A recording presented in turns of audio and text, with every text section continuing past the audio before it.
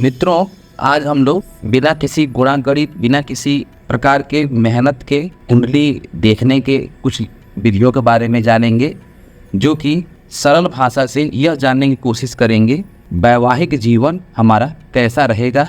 वैवाहिक जीवन में तनाव, टेंशन, जो भी आजकल सबसे बड़ी समस्याएं चल रही है, मतभेद, मनमुटाव, ये सब किस कारणों से आती है और वैवाहिक जीवन हमारा खराब कब हो जाता है और वैवाहिक जीवन में खुशियाँ, आनंद, प्रेम, सहानुभूति, एक दूसरे के प्रति विश्वास कैसे बना रहता है। इसके लिए हम कुछ सामान्य से सूत्र को प्रयोग करेंगे। जन्म कुंडली पे आप किसी भी ऐप से, प्ले स्टोर से, गूगल के एक जन्म कुंडली का सॉफ्टवेयर डाउनलोड कर लें, अपना डेट ऑफ बर्थ डाल लें। प्रथम चक्र जो बनता है वो जन्मांग चक्र बनता है। कहीं कहीं जन्मांग चक्र को ही लग्न कुंडली भी कहते हैं। इन जन्मांग चक्र और लग्न कुंडली में जो पहला स्थान, फर्स्ट, ये आपका स्क्वायर होता है, ये लग्न इसमें लिखा रहेगा। फर्स्ट स्क्वायर में ये लग्न होता है। लग्न मतलब प्रथम भाव। यहाँ से अंक इसमें कुछ भी लिखा जा सकता है। 1, 2 से लेकर 12 तक का कोई भी अंक इसमें हो सकता है। और कुंडली में सबसे महत्वपूर्ण जो है, ये 12 खाने होते हैं, जो खाने पूरे बनते हैं। द्वितीय भाव, तृतीय भाव, चतुर्थ। आज हम लोग बात कर रहे हैं विवाह के, वैवाहिक जीवन के बारे में। तो इस वैवाहिक जीवन का सबसे महत्वपूर्ण भाव होता है वो सप्तम होता है और चतुर्थ होता है। लग्न से सामने जो ये सप्तम भाव है, यही विवाह का भाव है। अब इसमें जब भी वैवाहिक जीवन का जो ग्रहों में सबसे महत्वपूर्ण कोई ग्रह माना गया है शास्त्र में, वह है देवगुरु बृहस्पति। शास्त्र में लिखा है कि गुरु की दृष्टि जब भी सप्तम भाव पर पड़ती है, उस कंडीशन में वैवाहिक जीवन बहुत ही अच्छा रहता है। और गुरु की दृष्टि होती है 5, 9 और 7।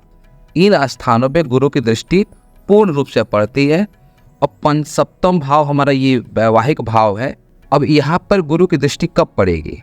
तो या तो गुरु आपके लग्न में हो, गुरु आपके तीसरे स्थान पे हो, या गुरु आपके 11वां भाव में हो। यहाँ पे गुरु हो, इसको एकादश भाव बोलते हैं। ये आपका तृतीय भाव है। 1, 2, 3, 4, 5, 6, 7, सप्तम, अष्टम, नवम, दशम, एकादश, द्वादश, 12 भाव होते हैं।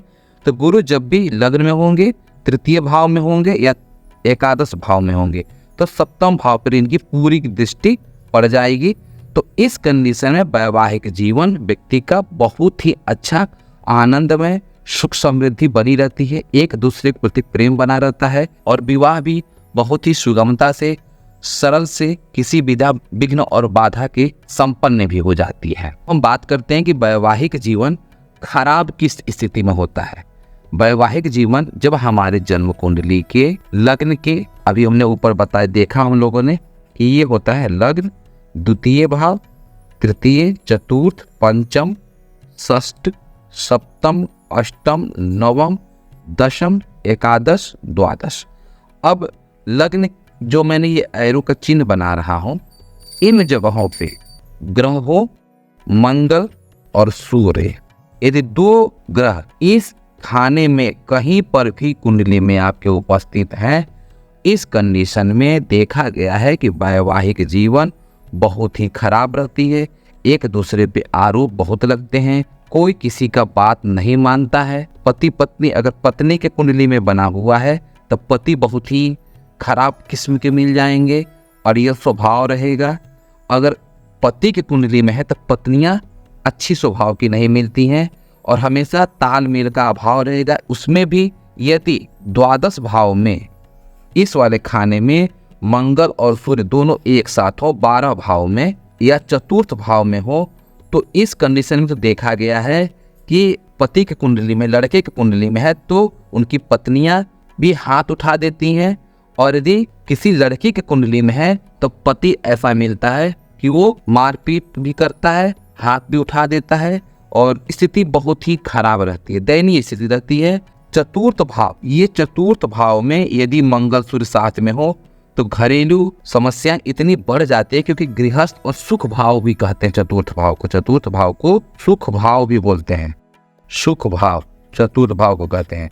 तो चतुर्थ भाव में मंगल और सूर्य दोनों का होना वैवाहिक जीवन में सभी प्रकार के सुखों को वो खत्म कर देते हैं। पर एक मंगल को मांगलिक दोष भी बोलते हैं, पर सूर्य साथ में हो जाने से और ज़्यादा उसमें प्रबलता आ जाती है। चतुर्थ, सप्तम और अष्टम का स्थिति तो यह होती है कि प्रायः देखा गया है कि विवाह जो है बहुत ही विलम्ब से होती भी नहीं है, और विवाह के बाद भी पत्नी किसी न किसी कारण से जो जीवन साथी है, पति की कुंडली में है तो पत्नी, पत्नी की कुंडली में है तो पति, कम उम्र में ही मृत्यु हो जाती है।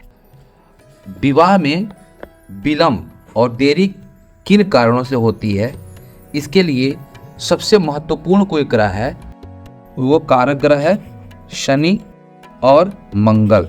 शनि और मंगल जब भी कुंडली के 7वें भाव में, 8वें भाव में या 12वें भाव में हो, मतलब आपके इस जगह पे शनि हो और मंगल हो, यहाँ पर शनि हो मंगल हो, या यहाँ पर शनि हो या मंगल हो, तो 7वें, 8वें और 12वें भाव में मंगल और शनि विद्यमान है, तो विवाह बहुत ही विलम्ब से होता है, बार बार संबंध बन के टूट जाती है। इस परिस्थिति में विवाह में विलम्ब भी होता है, और देखा गया है कि विवाह होने के बाद भी वो सुख नहीं मिलता है। एक दूसरे के प्रति हमेशा विपरीत स्वभाव ही रहता है, मतलब एक दूसरे के प्रति लगाव स्नेह का बहुत ही अभाव से देखा गया है। द्वादश भाव का मंगल और शनि एक्स्ट्रा मैरिटल अफेयर भी देता है। द्वादश भाव का शनि और मंगल ये जो है एक्स्ट्रा मैरिटल अफेयर की तरफ भी संकेत करता है। इसीलिए परिवार में अपने जीवन साथी पे वो ट्रस्ट, वो विश्वास नहीं बन पाता है। व्यक्ति बाहर सुखों को ज़्यादा ढूंढता है और घर में तनाव, टेंशन बहुत मिलती है, और विवाह में विलम्ब होने का यही एक कारण भी बन जाता है, क्योंकि जो मिलता है वो व्यक्ति पसंद नहीं करता है, उसको एक्सेप्ट नहीं करता है, और उसकी मन में ख्वाहिशें बहुत ही अलग तरीके की होती हैं, और वो बैलेंस और तालमेल नहीं बना पाता है, जिससे विवाह टालते जाता है, अंततोगत्वा उम्र बहुत ज़्यादा हो जाती है। और कभी कभी जब यहीं पर ये शनि और मंगल ग्रह वक्री हो या अस्त अवस्था में हो, मृत अवस्था के हो, तो देखा गया है कि विवाह नहीं भी होती है। यदि आपके कुंडली के अष्टम भाव में, आपके कुंडली के जन्मान चक्र, जिसे हम लोग पहले चर्चा कर चुके हैं, ये प्रथम, द्वितीय, तृतीय, चतुर्थ, पंचम, षष्ठ, सप्तम, अष्टम, मतलब कि ये जो नीचे का जो ट्रायंगल है कोने का, इसको बोलते हैं 8वां भाव।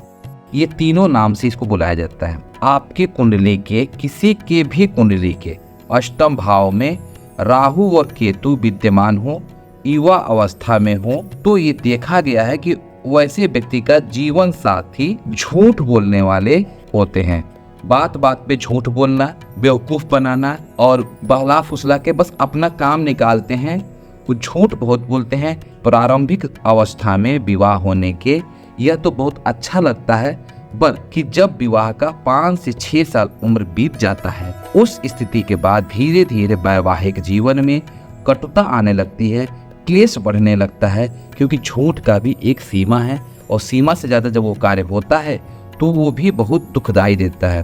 तो अष्टम भाव में यदि राहु केतु भी विद्यमान हैं और वो प्रबल योग में है, प्रबल अवस्था में, कमजोर नहीं है, तो इसका उपाय करके ही, कुंडली अच्छे से मिलान करके ही विवाह करें, तो आपके लिए वैवाहिक जीवन बहुत अच्छा रहेगा। ये रहा कुछ संक्षिप्त में वैवाहिक जीवन कैसा रहेगा, किन कारणों से विवाह में क्लेश आती है, विवाह के बाद तमाम समस्याएं वैवाहिक जीवन में देखने को मिलती हैं। इस छोटे से वीडियो के माध्यम से हम लोगों ने जानने की कोशिश की। अगले चैप्टर में कुछ और नए एक्सपेरिमेंट के साथ में चर्चा करेंगे। तब तक के लिए नमस्कार, और वीडियो अच्छी लगी हो तो शेयर कर दें, सब्सक्राइब करें, और कुछ कमेंट जरूर बताएं, जिससे कुछ और अच्छा करने का हमें मोटिव मिले।